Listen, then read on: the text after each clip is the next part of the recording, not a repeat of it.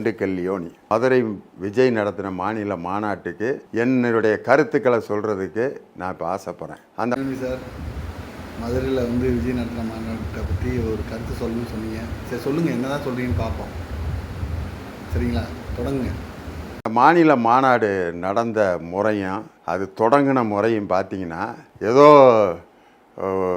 4 மணிக்கெலாம் தொடங்க போகுது, இந்தா வந்துடுவார் அந்த வந்துடுவார் அப்படின்னு முதல்ல ஜூ காமிச்சிக்கிட்டு பெரிய கலை நிகழ்ச்சியெல்லாம் நடக்க போகுது அப்படின்லாம் அறிவித்தாங்க. ஒன்றையும் காணும். பெரிய கலை நிகழ்ச்சியெல்லாம் நடக்க போகுது, ஜூ காமிச்சாங்க, இப்போ வரப்போகிறாரு அப்போ வரப்போகிறாருன்னா சொன்னாங்க. ஆனால் ஒன்றையும் காணாங்கிறீங்க. ஒன்றும் இல்லாத ஒரு மாநாட்டை பற்றி பேசுகிறதுக்கு இவ்வளோ ஆர்வப்படுறீங்கன்னா உண்மையிலே உங்களை பாராட்டணும் சார். ஓகேங்களா, நீங்கள் மற்ற அரசியல்வாதிகள்லாம் மாநாடு நடத்துனதெல்லாம் நீங்கள் பார்த்துருக்க மாட்டீங்கன்னு நினைக்கிறேன். ஒரு வேளை தூங்கியிருப்பீங்க, நல்ல தூக்கத்தில் இருந்திருப்பீங்க, கிட்டத்தட்ட ஒரு 40-50 வருஷம்.